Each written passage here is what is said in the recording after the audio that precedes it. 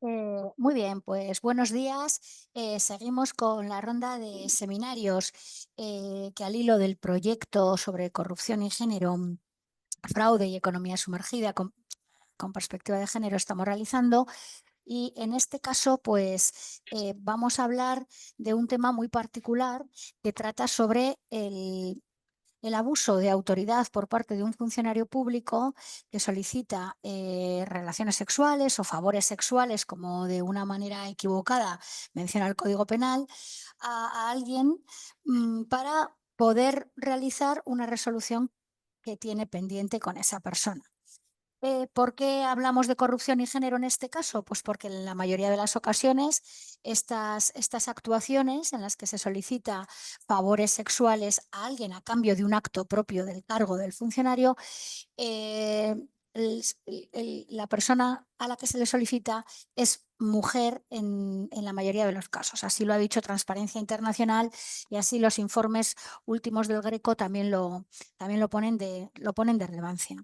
En esta ocasión, para hablar de este tema específico que teóricamente o en principio viene regulado en el artículo 443 del Código Penal, está con nosotros Lorena Alemán. Lorena Alemán forma parte del equipo de investigación del proyecto y en este momento es estudiante doctora en la Universidad Pública de Navarra.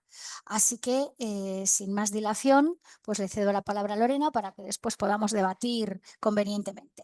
Cuando quieras, Lorena. Muy bien, pues muchas gracias Inés por la presentación del seminario y bueno, sin más dilación voy a empezar con la presentación de la ponencia, que pretende ser pues, una exposición de unas primeras ideas en relación con el análisis de este delito al que ya se ha referido Inés, en el que estoy ahora mismo trabajando y que será objeto de una futura publicación en los próximos meses. Bueno, antes de entrar en el tema concreto que ya ha adelantado Inés, pues quiero un poco también situar este tema en el marco del proyecto en el que se está desarrollando esta investigación. En el marco de este proyecto se formularon 3 objetivos generales y uno de ellos era efectivamente el análisis de la corrupción desde la perspectiva de género.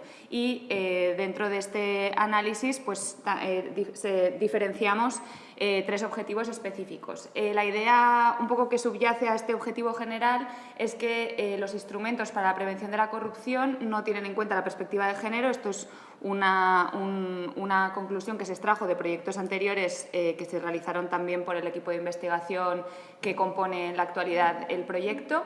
Y, sin embargo, no habiendo esta perspectiva de género, pues se considera que hay razones para pensar que hombres y mujeres no intervienen de la misma manera en el fenómeno de la corrupción y que además esta tampoco afecta de forma igual a unos y a otras. Y por eso se plantea esta necesidad de realizar una serie de análisis con perspectiva de género. Este objetivo general se traduce, como decía, en 3 objetivos específicos. El primero de ellos se denominó la dimensión dual del rol de género en la corrupción, que es en el que se enmarca el tema que voy a tratar yo hoy y que luego mencionaré un poquito más en extenso. El segundo objetivo específico es el de la protección del o la informante con perspectiva de género. Este objetivo tiene que ver con el análisis de la Ley 2/2023, que es con la que se traspuso la conocida o famosa directiva whistleblowing. Esta ley tiene como objetivo ofrecer protección a las personas que en el seno de organizaciones informen de la comisión de determinadas infracciones y, sin embargo, esta ley pues llama la atención que no hace ninguna mención o referencia específica a la inclusión de la perspectiva o el enfoque de género. Entonces, por eso en este proyecto se propone este análisis y, de hecho, la profesora Leticia Jericó pues, se está dedicando específicamente a esta cuestión. El tercer objetivo específico es el de corrupción, justicia restaurativa y género.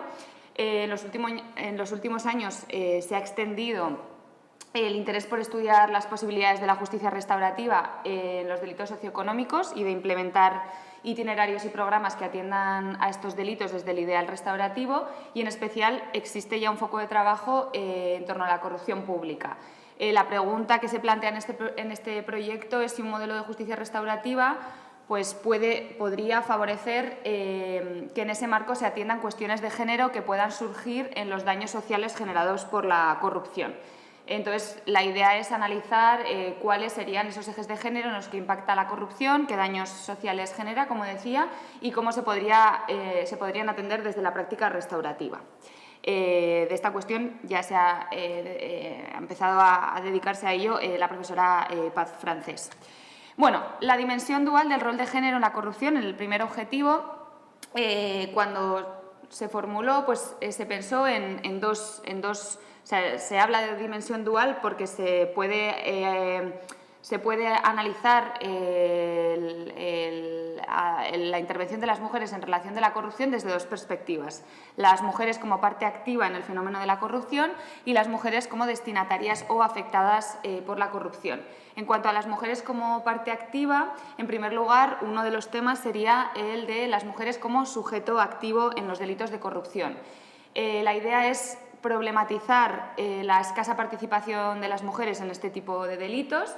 La hipótesis de partida en este proyecto no es que las mujeres sean por naturaleza menos corruptas, sino que tienen menos oportunidades para serlo como consecuencia de la desigualdad estructural de género y precisamente porque los comportamientos los comportamientos corruptos habitualmente se dan en contextos políticos y socioeconómicos en los que que son contextos de poder y son contextos a los que todavía hoy tienen más dificultades de acceso las mujeres que los hombres. Por otro lado está la cuestión que se ha apuntado en algunos informes internacionales de que la presencia de las mujeres en la vida pública y en los puestos de poder también puede contribuir a que se reduzca la corrupción. Esta cuestión también parte de una premisa, que es que se rechaza esas tesis esencialistas de que esto pueda tener que ver con que las mujeres sean por naturaleza menos corruptas, sino que lo que se entiende es, la hipótesis que se maneja es que las políticas de igualdad de género que hacen posible la mayor presencia de mujeres en puestos de poder pues se dan en mayor medida en estados o en países donde las democracias y las instituciones son más sólidas y están más consolidadas y en esa medida pues esto favorece también a que los índices de corrupción sean menores. Por otro lado está la vertiente de las mujeres como destinatarias o afectadas por la corrupción. En relación con esta cuestión, los estudios que se han elaborado hasta ahora apuntan que las mujeres se ven afectadas por la corrupción de manera desproporcionada y de manera diferenciada. De manera desproporcionada porque en términos generales los estudios evidencian que las mujeres son más pobres que los hombres y que se encuentran en una posición de desventaja social y con peores trabajos y con peores condiciones de vida o vidas más precarias. Y a esto se lo ha denominado el fenómeno de la feminización de la pobreza y por eso la merma de los recursos públicos que implica la corrupción previsiblemente afectará en mayor medida a las mujeres que a los hombres.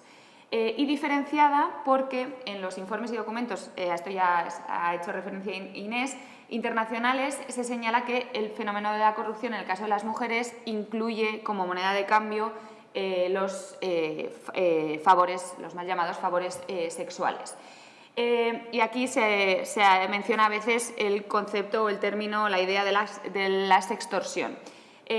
Aquí hago referencia a este término para anunciar que no lo voy a utilizar porque puede inducir a confusión, ya que el término de la sextorsión se utiliza tanto para hacer referencia a esta cuestión como también para los casos en los que se hace chantaje con la amenaza de publicar imágenes íntimas y, por tanto, hace referencia en realidad a dos tipos delictivos distintos en nuestro ordenamiento jurídico.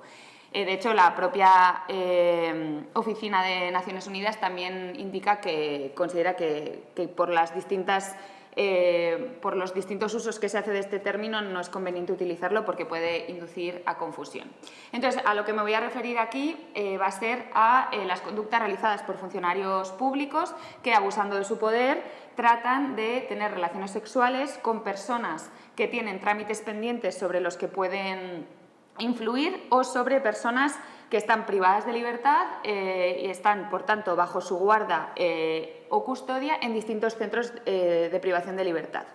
Que ya veremos que con el tiempo inicialmente solamente se encontraban incluidas las prisiones, pero con el tiempo se han incluido otros espacios de privación de libertad. Bueno, cuando empecé a leer y a analizar los documentos internacionales producidos por la Oficina de Naciones Unidas, Transparencia Internacional y otros organismos internacionales, pues me di cuenta de que en estos informes en los que se habla de la relevancia de introducir la perspectiva de género en materia de corrupción, pues tiene un importante peso el análisis que se hace de este tipo de delitos, de este tipo de conductas delictivas. En cuanto a la evolución internacional que ha habido en relación con esta cuestión, es importante tener en cuenta que ya desde los años 90 en el ámbito internacional se ha producido un avance o una evolución en el desarrollo de instrumentos internacionales tanto en materia de corrupción como en materia de igualdad de género en distintos organismos internacionales. Pero fue en 2018 cuando la Oficina de Naciones Unidas contra la Droga y el Delito publicó su plan estratégico para la igualdad de género y el empoderamiento de las mujeres, y fue en ese momento cuando integró los objetivos de género en el marco de la Convención de Naciones Unidas contra la Corrupción, de tal forma que a partir de ese momento se promueve la perspectiva de género en programas en materia de corrupción. Por su parte, el GRECO, el Grupo de Estados contra la Corrupción del Consejo de Europa, también ha incorporado el doble propósito de reducir la corrupción y promover la igualdad de género. En primer lugar, como consecuencia, esto es importante y Inés seguro que después hará referencia a ello, como consecuencia de las recomendaciones del GRECO se produjo la reforma del 2010 en el Código Penal Español de los delitos de corrupción, por la que se cambió la redacción típica del delito de cohecho, cambiando su objeto material, sustituyendo la expresión dádivas o presentes por la de retribución de cualquier clase, con la idea de incluir en el objeto material de este delito las conductas también de naturaleza sexual. Además, en junio de 2012, el GRECO nombró su primer relator de igualdad de género, con la idea de explorar las dimensiones de género de la corrupción, y posteriormente también pues, se han celebrado conferencias que han abordado las dimensiones de género de la corrupción, etcétera, etcétera. Asimismo, la Transparencia Internacional también ha elaborado varios dosieres e informes en los que se tratan las relaciones de género y la corrupción, y en el año 2018 el G20 abordó también por primera vez los vínculos entre desigualdades de género y corrupción. Lo más reciente que conviene destacar es este informe, el informe de la Oficina de Naciones Unidas titulado The Time is Now, Addressing the Gender Dimensions of Corruption, del año 2020. En este informe se dedica un apartado a los impactos de la corrupción en función del género, y en él se señala pues, que lo que se observa es que las mujeres y las niñas, y no solo las mujeres y las niñas, sino también las personas no binarias o con expresiones de género no normativas, están más expuestas a presiones para usar sus cuerpos como moneda de cambio en la corrupción. Y literalmente dice: cuando los favores sexuales constituyen la moneda de la corrupción, el contenido del intercambio adquiere una dimensión de género, y de esta forma el género está directamente implicado en el impacto diferencial que tiene la corrupción sobre las mujeres. En este informe se señala que en lugar de que se aborden estos supuestos por medio de leyes anticorrupción y de leyes de violencia de género, se señala la necesidad de que existan normas específicas que castiguen el abuso de autoridad con el objetivo de tener relaciones sexuales, porque se entiende que es más difícil que se castiguen estos supuestos si no se formulan este tipo de normas específicas. En este sentido, lo que se señala es que la recomendación que se hace en este informe es que estos casos se encuadren en leyes anticorrupción, con la idea de que sea más fácil, digamos, castigar estos delitos. La cuestión es que a través de marcar estos delitos en las leyes anticorrupción, la mera solicitud o la insinuación de sexo como moneda de corrupción cumple, según este informe, con el umbral necesario para constituir un abuso de autoridad bajo la legislación de anticorrupción. Sin embargo, si nos fuéramos al ámbito de los delitos sexuales, tendríamos que analizar la cuestión del consentimiento, lo que dificultaría el enjuiciamiento de estos supuestos. Asimismo, en este informe también se recoge que la Asociación Internacional de Mujeres Juezas ha apuntado que la mayoría de las leyes anticorrupción lo que han hecho ha sido articular el castigo de estas conductas a través del cohecho. Y que el cohecho lo que hace es castigar tanto la oferta como la entrega del soborno y que esto potencialmente puede conducir a la criminalización de las víctimas en estos supuestos. Por lo que se sostiene desde esta asociación internacional es que es necesaria una legislación que aborde los casos en los que se cruzan la corrupción y el abuso sexual de tal forma que en lugar de criminalizarse se proteja así a las víctimas. Bueno, con todo este preámbulo entro ya en el delito de abuso en el ejercicio de la función pública por solicitud de favores sexuales. Esta es una posible denominación de este delito, pero luego veremos que se denomina de distintas formas por parte de la doctrina. También se le suele denominar delito de solicitación sexual. Está previsto actualmente en el artículo 443 del Código Penal. Efectivamente es un delito que está en el marco de los delitos contra la administración pública y que castiga a la conducta del funcionario público que solicita sexualmente a alguien al margen y se encuentra al margen de los supuestos de cohecho en los que efectivamente se prevé el castigo tanto de quien ofrece el soborno como quien lo recibe.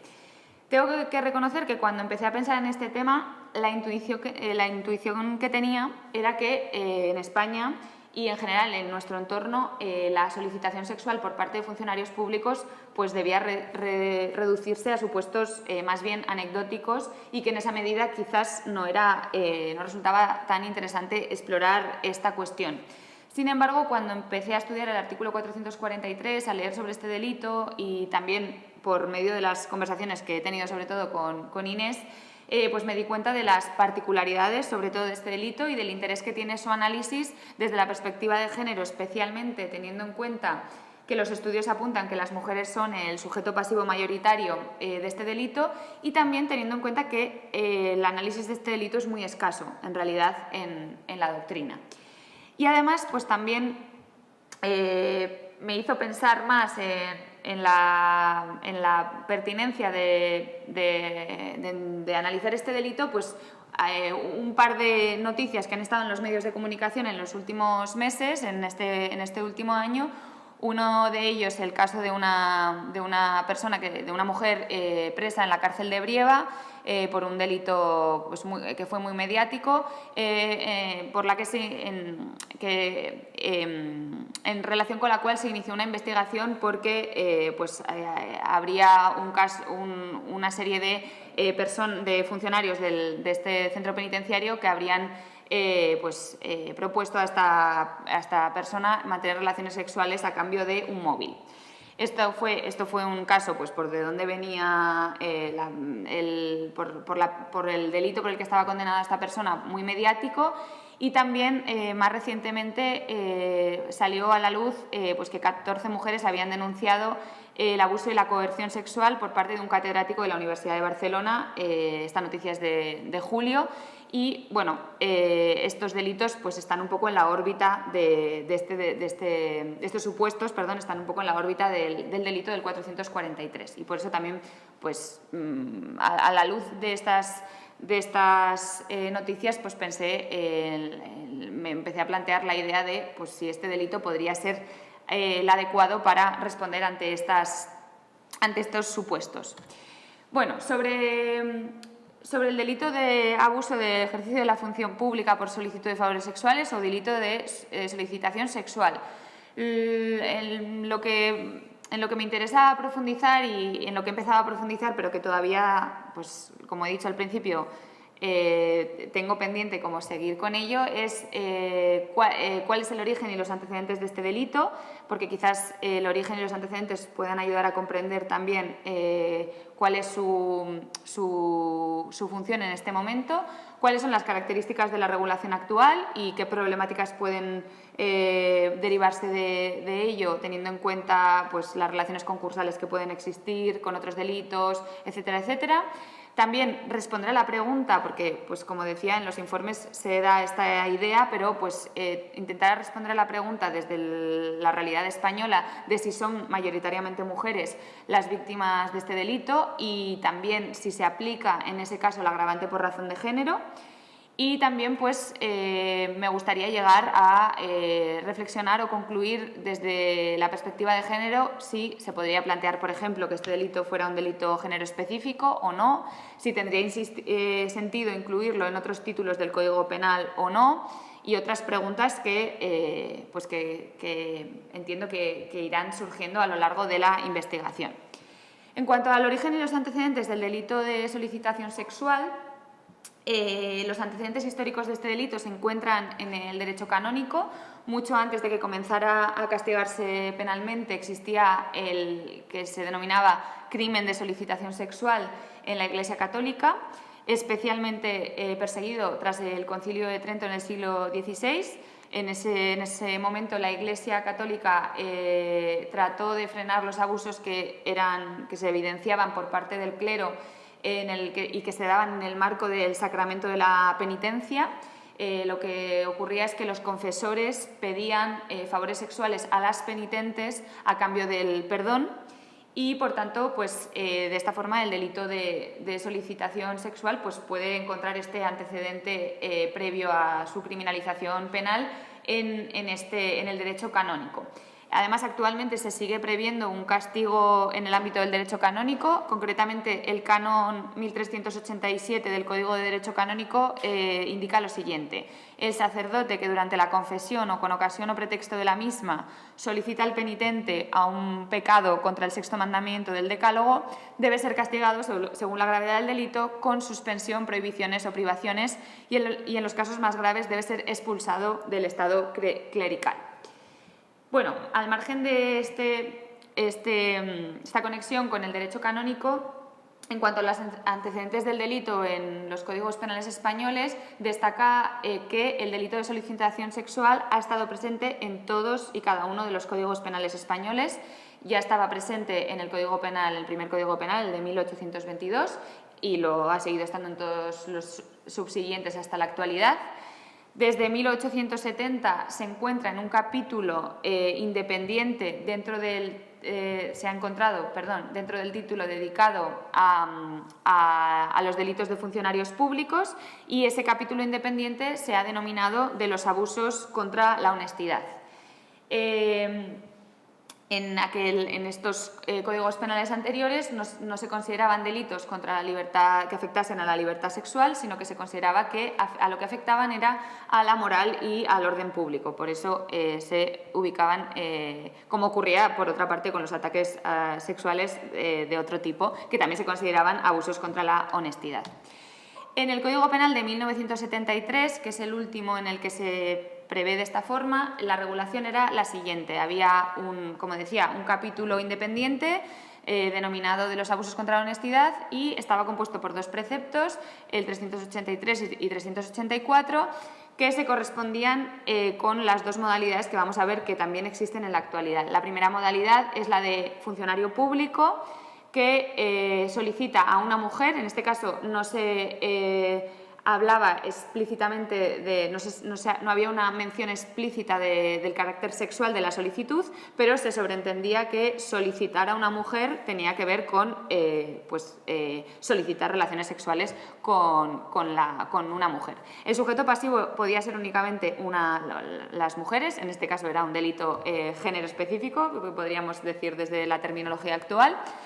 Y el primer supuesto tenía que ver con que esta mujer o su cónyuge, ascendiente, descendiente, hermano o otras personas de grados afines tuviera pretensiones pendientes que que pudieran ser objeto de resolución por parte del funcionario o que el funcionario tuviera incidencia en ellas a través de un informe o una consulta. Y el segundo supuesto sería el supuesto del funcionario de prisiones que, igual que en el caso anterior, solicita a una mujer, en este caso que está sujeta a su guarda, sin la necesidad de que haya ningún tipo de trámite pendiente. El hecho de que se dé en el marco de la privación de libertad en una prisión se entiende ya como elemento suficiente para constituir la conducta perseguible a través de este delito. Además de lo que destaca, además de lo que ya he mencionado, que solamente las mujeres podían ser sujeto pasivo de este delito y que explícitamente no hay una referencia al carácter sexual de la solicitud, pero se sobreentiende, también destaca que en el caso de la modalidad primera, la pena prevista para este delito es únicamente la de inhabilitación especial, mientras que en la segunda modalidad, que se considera de mayor gravedad también en la actualidad, se prevé tanto esa inhabilitación como una pena de prisión menor. A partir de 1989, ya en el contexto, en el marco del Estado democrático, social y democrático de derecho, en el marco constitucional, se modifica el bien jurídico que se entiende protegido en este delito, pasando de esas ideas de honestidad, moralidad, a la libertad sexual. Se cambia, se pasa del sujeto pasivo únicamente mujer a toda persona, tanto hombres como mujeres pueden ser sujetos pasivos de este delito, y se incrementan las penas, porque ambas modalidades van a prever el castigo a través de la prisión. Y además se van a incluir en ambas modalidades, como luego veremos, las penas no de inhabilitación especial, sino de inhabilitación absoluta. Entonces, nos situamos ya en el Código Penal de 1995, que es el Código Penal vigente en la actualidad, y que, como ahora comentaré, en realidad de la redacción original de este delito a la redacción actual, pues poco ha cambiado. En el Código Penal de 1995 se introduce este delito, está dentro del título 19º, que se denomina delitos contra la administración pública. En este contexto ya no integra un capítulo independiente, sino que se integra dentro del capítulo 9º, cuya rúbrica es de las negociaciones y actividades prohibidas a los funcionarios públicos y de los abusos en el ejercicio de su función. Y lo que se hace, la novedad, aparte de las que ya he mencionado anteriormente, respecto de la regulación actual, es que la segunda modalidad, la que podía realizar un funcionario de prisiones, se añade que no solamente el funcionario sea un funcionario de prisiones, sino que también puede cometerse por parte de funcionarios que trabajan en centros de menores. Por tanto, se amplía ese contexto de privación de libertad en el que es objeto de protección en la segunda modalidad. Este delito ha sido objeto de dos reformas. En el año 2003 se reformó, pero a efectos únicamente reorganizativos. El contenido se mantuvo igual, pero pasó de estar desplegado en 3 preceptos penales, el 443, 444 y 445, a reorganizarse y contenerse en únicamente 2 preceptos, el 443 y el 444, pasando el 445 al siguiente capítulo y ocupándose de otras cuestiones. La última reforma es del año 2022 y aquí sí ha habido un cambio en el contenido, nuevamente ampliando esa modalidad segunda que está castigando este tipo de solicitudes sexuales en el marco de la privación de libertad, añadiéndose a los centros penitenciarios y a los centros de menores los centros de internamiento para personas extranjeras o, dice literalmente el precepto, cualquier otro centro de detención o custodia, incluso de estancia temporal, de tal forma que así se va a poder incluir aquí, por ejemplo, las comisarías. La actual redacción del artículo 443 es esta. En el apartado primero es donde se prevé la primera modalidad, la que consiste en una solicitud sexual a una persona que tiene pretensiones pendientes de la resolución de aquel o acerca de las cuales deba evacuar informe o elevar consulta a su superior. En este caso, la pena es una pena de prisión de 1 a 2 años y una inhabilitación absoluta de 6 a 12 años. Y luego tenemos en los apartados 2 y 3 la otra modalidad que tiene que ver con conductas de solicitación sexual a personas que están sujetas a la guarda de determinados funcionarios públicos en distintos centros. En centros, como decía, en centros penitenciarios, en centros de reforma de menores, internamiento de personas extranjeras o cualquier otro que sea también incluso de estancia temporal. En este caso, la pena de inhabilitación es la misma, una pena de inhabilitación absoluta de 6 a 12 años y también incluye una pena de prisión, que en este caso el mínimo es igual que en el caso anterior, pero el máximo se incrementa de los 2 años a los 4 años.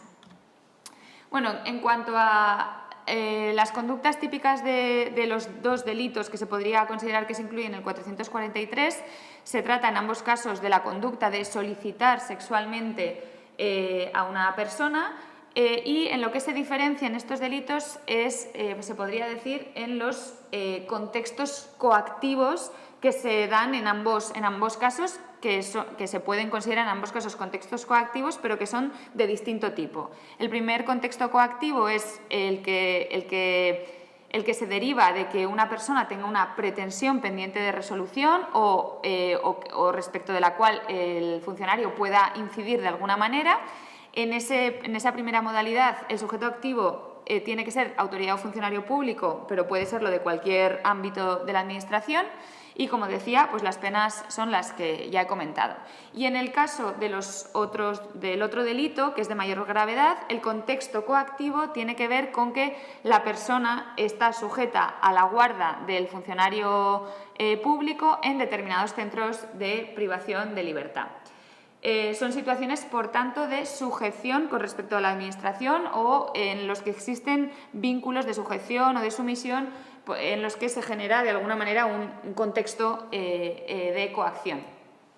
Ambos son delitos especiales, pero en el caso de los apartados 2 y 3 son únicamente unos concretos funcionarios públicos los que pueden cometer este delito. En cuanto a la conducta típica de solicitar sexualmente a una persona, se entiende que solicitar sexualmente consiste en procurar, pedir, buscar o requerir cualquier conducta de contenido sexual y se interpreta en sentido amplio, se interpreta de tal forma que no es necesario que expresamente se haga esta petición de quiero mantener una relación sexual contigo, sino que se admiten otras formas que no sean expresas, pero siempre y cuando sean inequívocas desde una perspectiva objetiva. Como decía, otro elemento común a los dos delitos son estos contextos coactivos que acabamos de ver. Son delitos de peligro que se entiende que lo que hacen es adelantar las barreras de protección penal. Son delitos de mera actividad que se consuman con la mera petición del funcionario público. Las conductas son dolosas en ambos casos y, como decía, también son delitos especiales. También, como ya he comentado, no son delitos género específicos, no exigen que la víctima sea una mujer.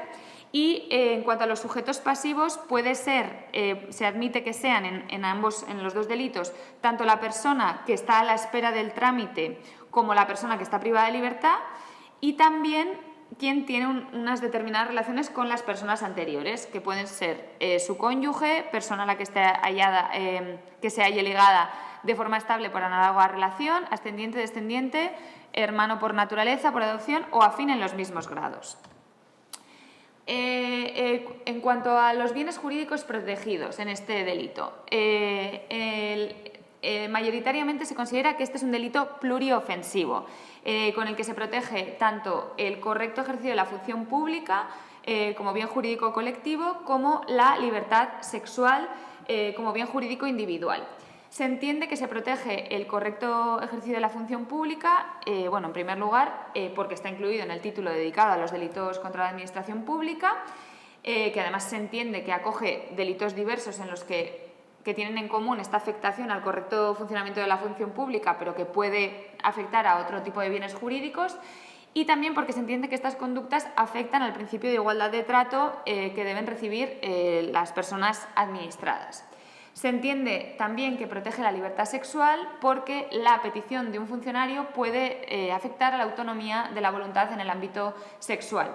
En realidad, como voy a mencionar ahora cuando veamos las distintas posiciones doctrinales con respecto a la afectación al bien jurídico de la libertad sexual, pues existen distintas posiciones. Hay parte de la doctrina que esta afectación de la libertad sexual que entiende que se produce en este delito les lleva incluso a situar este delito fuera de los delitos contra la administración pública y directamente a analizarlos junto con los delitos contra la libertad sexual, incluso señalando que se trata de un subtipo de acoso sexual. Hay otra parte de la doctrina que, sin embargo, considera que la afectación a la libertad sexual es secundaria con respecto a la afectación a la administración pública. Incluso señala que se podría entender que en este delito la libertad sexual no se protege como bien jurídico individual, sino como bien jurídico más bien colectivo de todas las personas administradas que tienen derecho a que no se ponga en peligro ese bien jurídico individual, hasta la consideración incluso de algunas posiciones que consideran que no hay una afectación en este delito realmente a la libertad sexual. Bueno, entonces, un poco para ver esto he hecho un repaso por los distintos principales manuales de parte especial. En algunos manuales, la verdad que el análisis de este delito es telegráfico, pero en otros sí que hay un análisis más en extenso, y también he acudido a algunas autores y autoras que sí que se han dedicado que son muy pocas, a analizar concretamente este delito.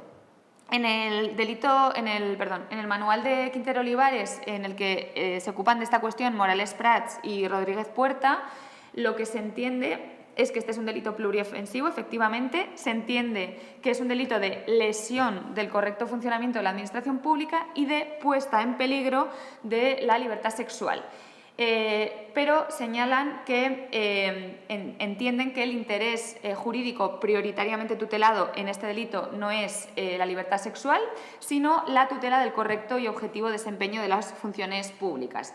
Y por ello entienden que este delito está en realidad cerca del delito de cohecho, y lo que señalan es que en estos delitos lo que ocurre es que la protección a la libertad sexual es meramente secundaria o, dicen, accidental.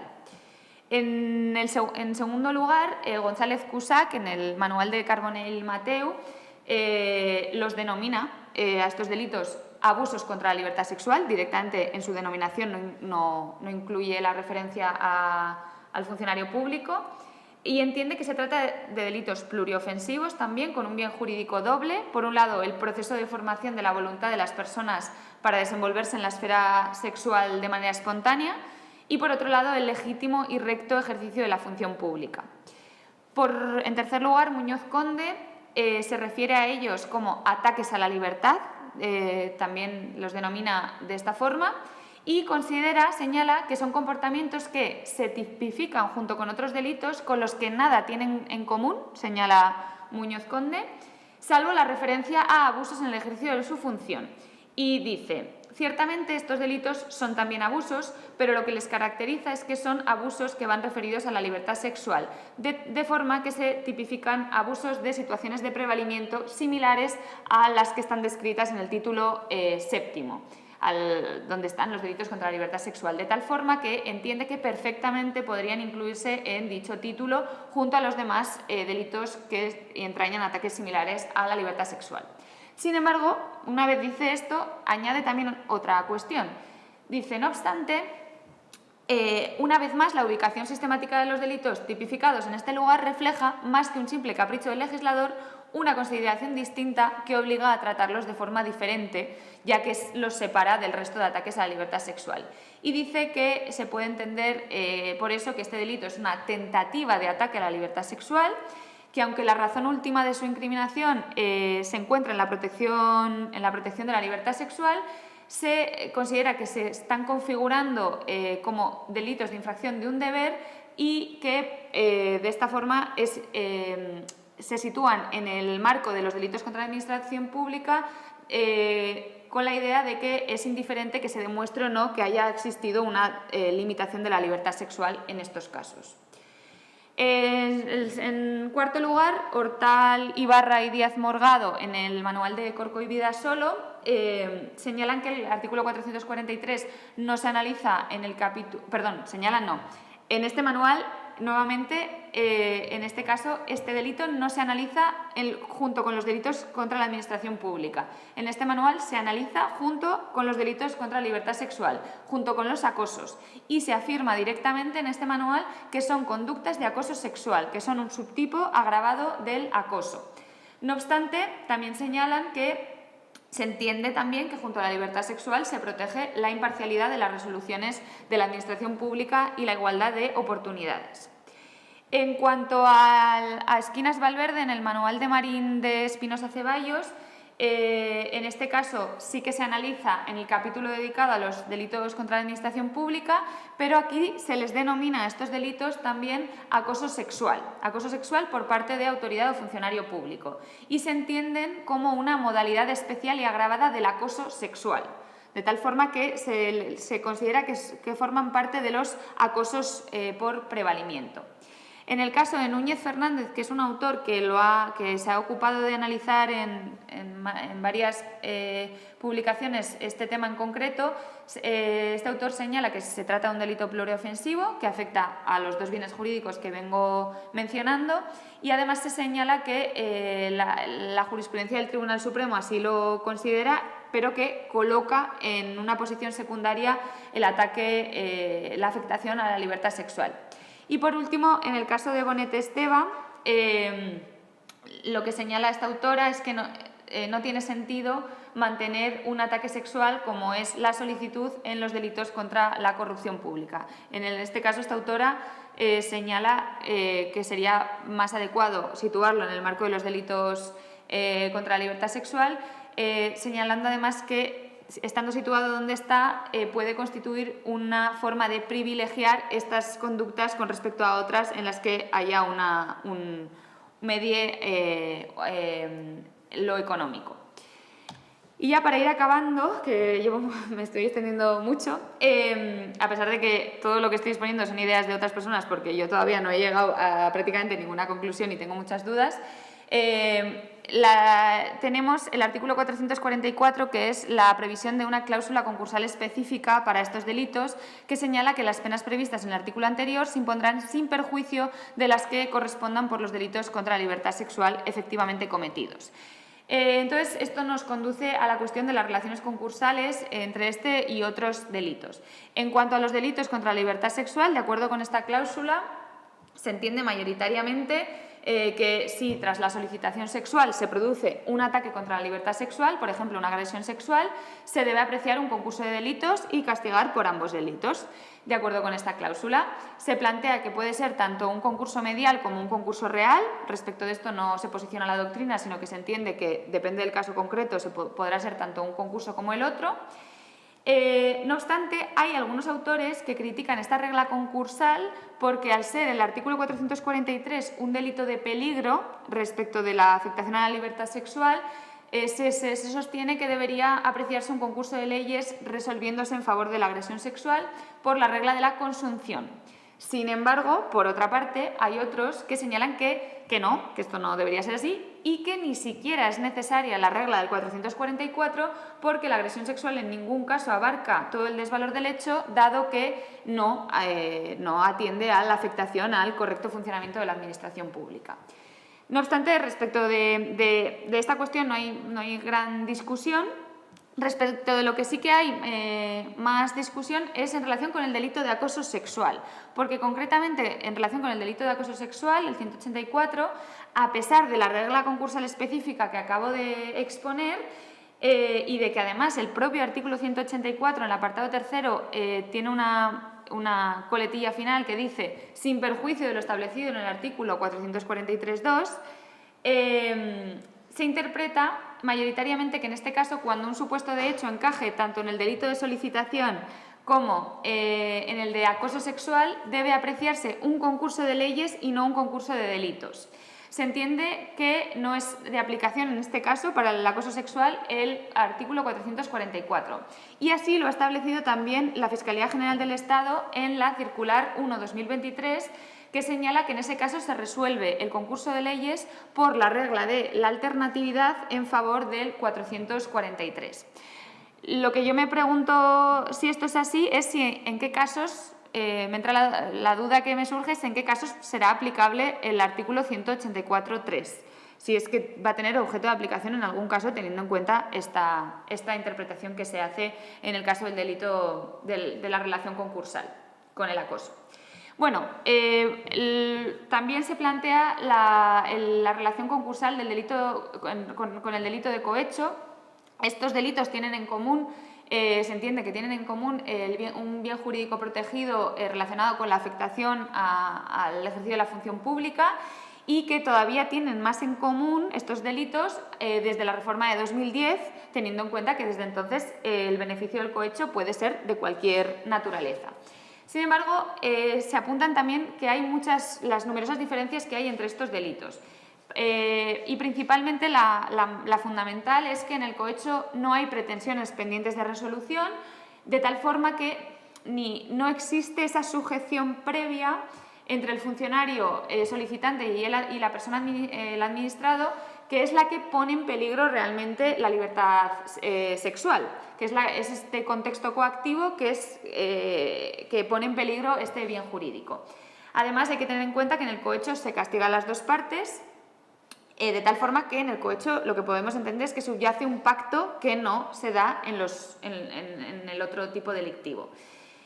No obstante, como esto lo hemos comentado con Inés en numerosas ocasiones, ¿qué sentido tiene castigar más cuando hay pacto que cuando no lo hay? Si comparamos las penas del cohecho son superiores a las penas del 443 y pues desde esta perspectiva surgen dudas en cuanto a esta cuestión.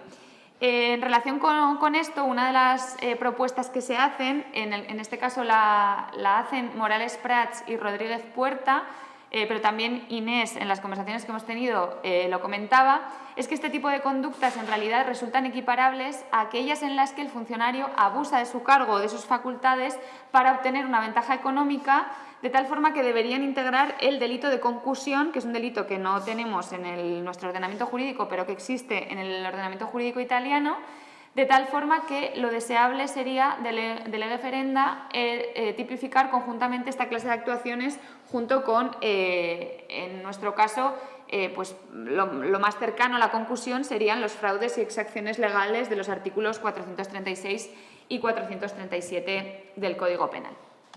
Bueno, con la idea de profundizar en todas estas cuestiones que os he expuesto, pues lo que me propongo es hacer un análisis de resoluciones judiciales en las que se ha aplicado el artículo 443, con la idea un poco de entender un poco más a qué tipo de situaciones nos enfrentamos. Todavía no he profundizado en esto, pero ya os adelanto que los resultados de búsqueda en Aranzadi, en la base de datos de Aranzadi, cuando introduces el único criterio de búsqueda de aplicación de esta disposición son 62 resultados. Aquí os he puesto cuáles son los resultados si pones otro tipo de otras disposiciones. En el caso del hurto, pues casi 20.000 resoluciones. En el caso del homicidio, más de 9.000. En el caso del acoso sexual y del cohecho, que son delitos cercanos, pues también muy superior. Esto ya nos da una pista de lo poco que se aplica este delito y que quizás pues lo que ocurre es que en supuestos de hechos similares, pues quizás los supuestos encajen mejor en otro tipo de delitos.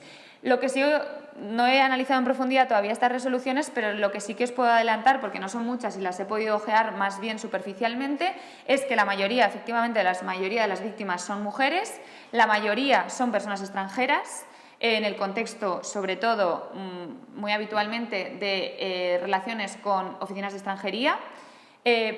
Hay una parte importante que son personas presas o personas detenidas, muchas de esas personas presas o detenidas a su vez son personas extranjeras.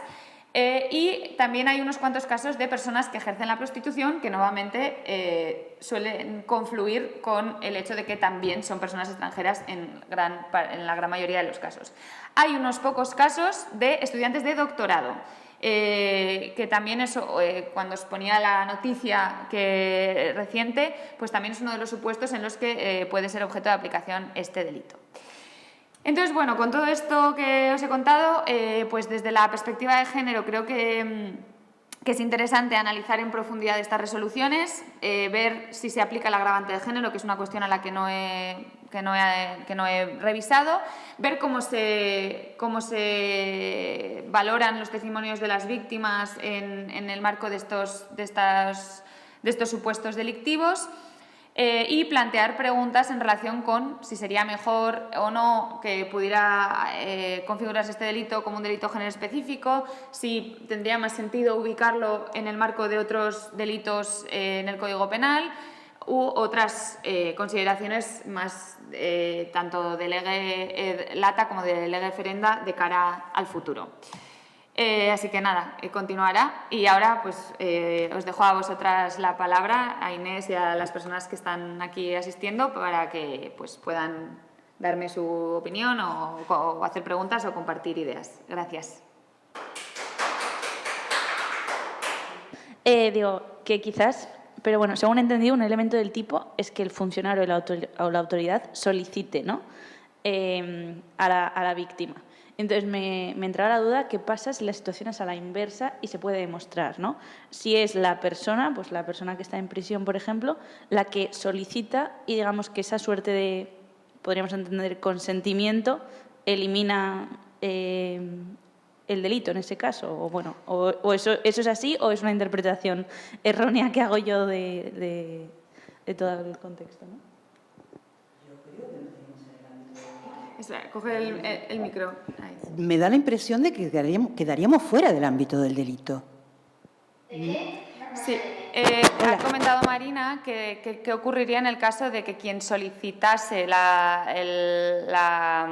quien hiciera la solicitud o la propuesta de relación sexual no fuera el funcionario o la funcionaria, sino la persona pues, que tiene un trámite pendiente o que está en prisión. Y suele comentar pues, que en ese caso estaríamos fuera de este delito y quizás podríamos irnos al cohecho, ¿no? Que aquí es donde está la cercanía con el delito de cohecho. En caso de que se planteara un intercambio. Si no se plantea un intercambio, no hay nada. Eso es. Y el problema ahí, perdonadme que intervenga, al hilo de esto, es que si resulta que nos vamos al ámbito del cohecho, el funcionario tendrá más pena que si nos vamos al ámbito del abuso de autoridad. Y eso es lo que es absolutamente ilógico. O sea, no tiene ningún sentido en el Código Penal que el abuso de poder por parte de un funcionario que solicita a una mujer, vamos a imaginar, una relación sexual a cambio de resolver la resolución pendiente que tenga menos pena, claramente menos pena, que si es la mujer la que de una manera libre se ofrece a tener una relación sexual a cambio de que el funcionario resuelva la resolución pendiente. El segundo caso sería cohecho después de la reforma de 2010 y tendría más pena el funcionario que abusa del poder. Esto no tiene sentido porque en el Código Penal el abuso de poder siempre se castiga más que el pacto. Ayer hablaba yo con Lorena, una estafa básica se va a castigar siempre menos que un robo con intimidación, porque en el robo hay abuso de poder a través de la coacción y en la estafa básica no. Es decir, algo no está bien regulado aquí, ¿no? Y yo creo que en parte viene porque este delito, como nos ha explicado Lorena, es un delito muy antiguo, efectivamente que viene del derecho canónico y con una pena determinada. Frente a eso, el cohecho se ha ido reformando y cuando se introducen, creo que hay un error ahí, cuando se introducen las ventajas inmateriales, la retribución de cualquier clase y expresamente se dice que se han incorporado las relaciones sexuales, no se dan mucha cuenta de que está este otro delito. Yo creo que ahí hay una desconexión de alguna manera, ¿no? Creo que Creo que el 443 no es cohecho, o sea, el cohecho se caracteriza por el pacto. Por lo tanto, el 443 no es cohecho. Eso es evidente. Es un delito coactivo. O sea, en el fondo, implícitamente hay una coacción. Mire, yo tengo algo que a usted le interesa mucho y si quiere que yo lo resuelva, acuéstese conmigo, ¿no? Para entendernos. Eso no es un cohecho, eso es una coacción.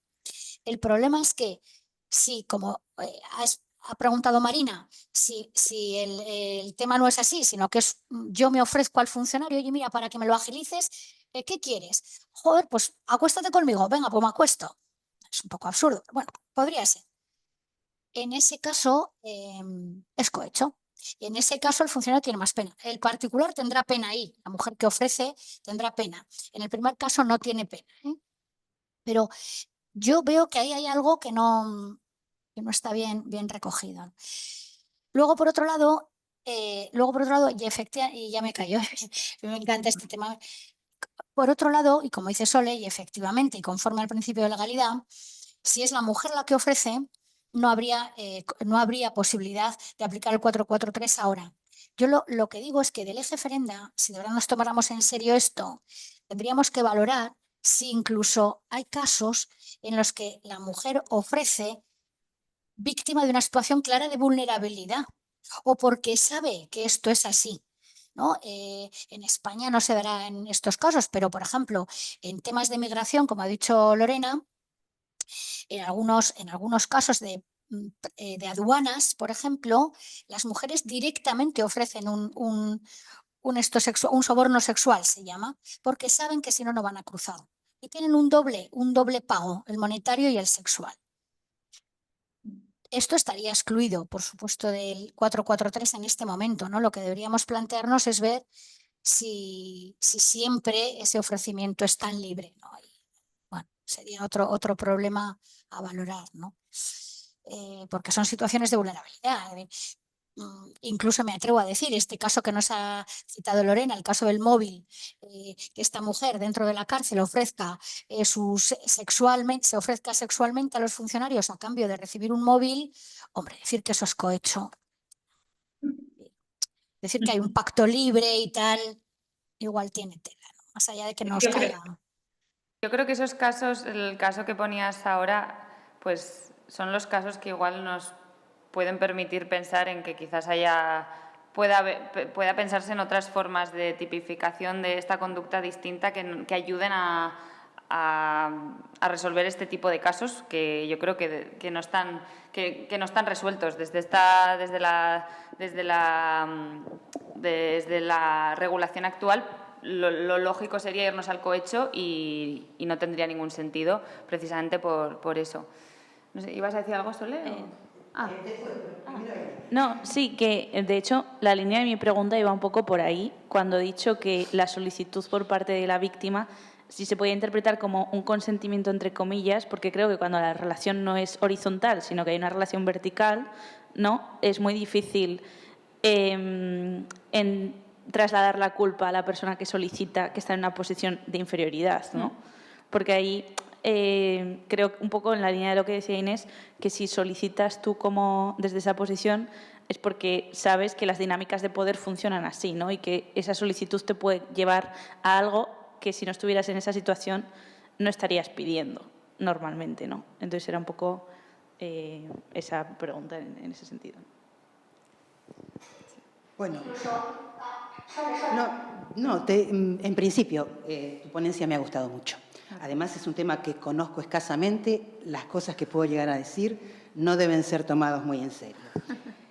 Primera de ellas, relacionada con la con la dimensión dual del rol de género en este tipo de cuestiones. Yo pensaba, la afectación a las mujeres que puede darse, por ahí no solo me da la impresión que, constatando ciertas realidades actuales, que se puede dar porque se disminuyan ingresos posibles del erario público para ser destinados a determinadas protecciones, como mencionaste tú, sino que probablemente en este momento se esté dando una cosa bastante peor, que es, en unos ámbitos de corruptela increscendo, como estamos, o al menos de la que estamos conociendo en este momento, incluso en España, que se produce una eliminación de políticas públicas que afectan a las mujeres.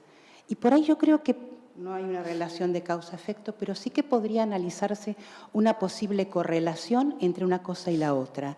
O sea, un poco dejar de, digamos, abandonar, no sé si corruptamente o no, pero como consecuencia de cierta corrupción, políticas destinadas a las mujeres y a las disidencias, ¿no? Que esto lo estamos viendo cada vez más. Luego,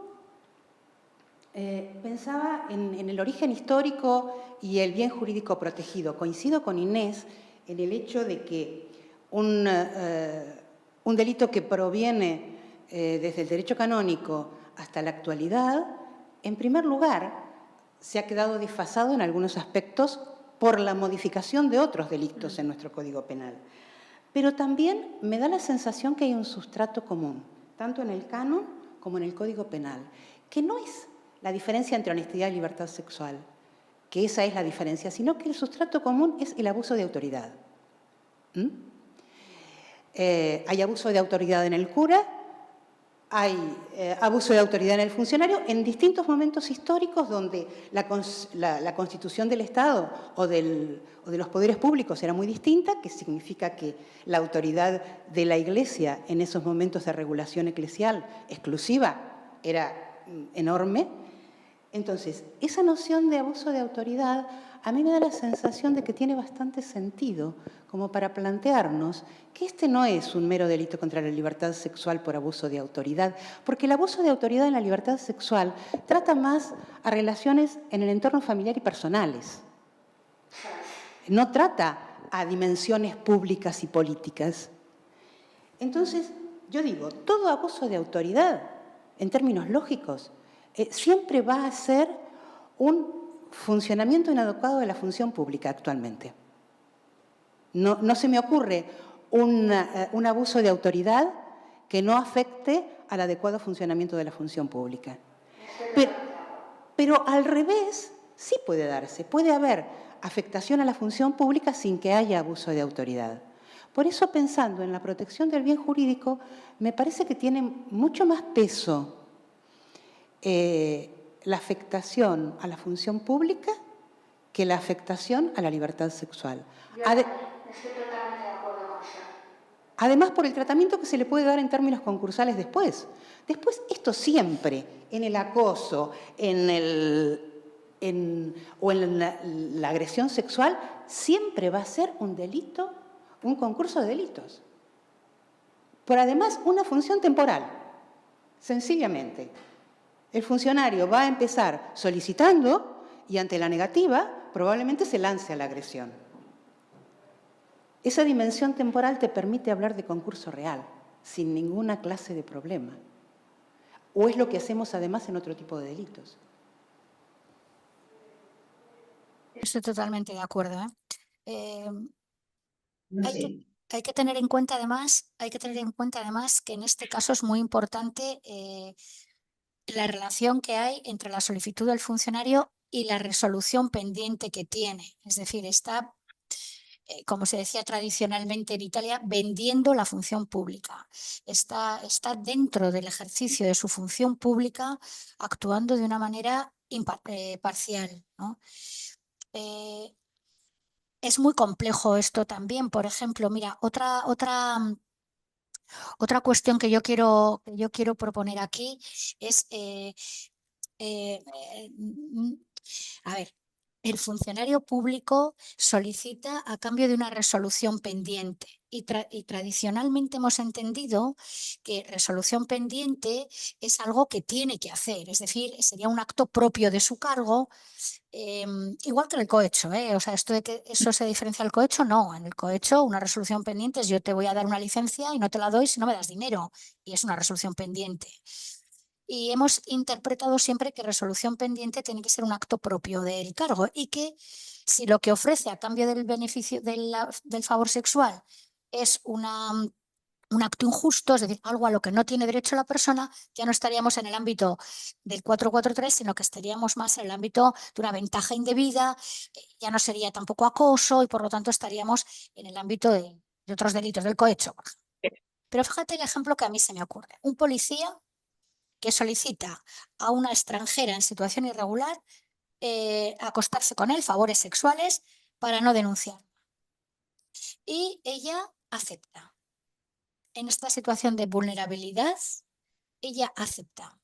Claramente hay un abuso de autoridad por parte del funcionario y creo que esto también debería darnos que pensar. Es decir, somos demasiado rígidos a la hora de decir solo habrá 443 cuando lo que esté ofreciendo el funcionario sea algo justo, algo conforme a derecho. Y ya no será 443 si lo que ofrece es algo injusto. Por ejemplo, el móvil, para este caso de esta mujer en la cárcel, ya no sería 443 porque lo que ella está queriendo es una ventaja indebida. Ojo, porque creo que se le da poca importancia en estos casos a la posible situación de vulnerabilidad en la que pueda estar la víctima. Y que eso hace, como decía Marina al principio, que ese consentimiento sea libre a medias, nada más, ¿no?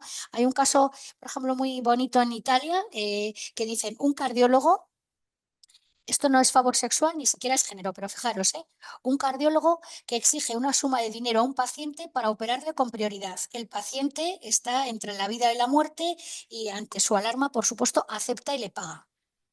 Y dicen los italianos, esto es un trato preferencial, pero no entendemos que no es cohecho, entendemos que es concusión. Que hay un ánimo, hay un tema coactivo. ¿Por qué? Por el bien jurídico que está en juego para el paciente, porque está entre la vida o la muerte y porque eso lo coloca en una situación de vulnerabilidad donde la situación coactiva, es decir, creo que en España está poco trabajado esto, pero estoy con Sole en que creo que lo fundamental aquí es la administración pública, Es decir, el funcionario que es capaz de manejar políticas públicas de una manera determinada, con un trato desigual para los ciudadanos, pidiendo dinero, pidiendo sexo, pidiendo lo que sea, y en una situación además donde el ciudadano normalmente está en una situación de vulnerabilidad. Creo que es gravísimo para la administración. ¿No aparece la coacción como un elemento importante en los delitos contra la administración pública? Por eso, en casi ningún caso, por eso tu idea de trabajar el delito de concusión, Inés, ¿no? Claro, porque incluyen la coacción y nosotros no lo tenemos. Y yo creo, no tenemos, porque ha dicho Lorena y tiene toda la razón, lo habíamos identificado con las exacciones ilegales, pero a mí no me convence mucho, sobre todo por las penas. Porque el elemento, por ejemplo, la concusión, claro, ayer lo hablábamos con Lorena, tiene más pena que el cohecho, pero es que es lógico, porque tienes la coacción y en el cohecho no, en el cohecho es un pacto.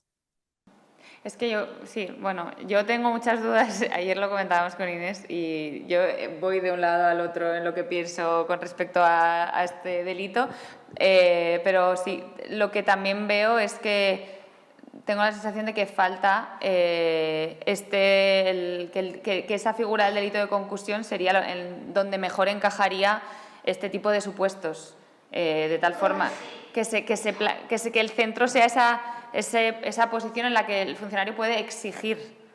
Claro, ¿No? pero fíjate una cosa, fijaros una cosa, ya no solamente cuando se pidan temas sexuales. Si hay una persona, efectivamente, si hay una persona que para pasar la frontera en una situación de absoluta necesidad, el funcionario le pide dinero y se lo da, nosotros en España lo castigaríamos como cohecho y castigaríamos al funcionario y al pobre sujeto que paga el dinero para pasar la frontera.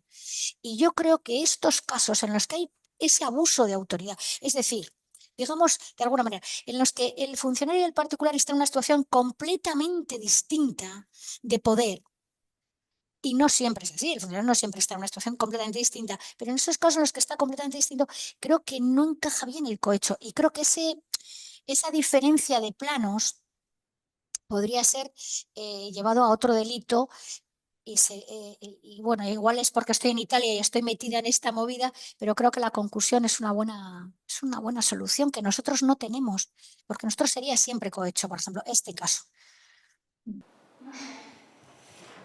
Sí, bueno, creo que tenemos que ir acabando porque hay a las 11 aquí otro evento. Entonces, no sé si alguien más quiere hacer alguna pregunta, hacer algún comentario.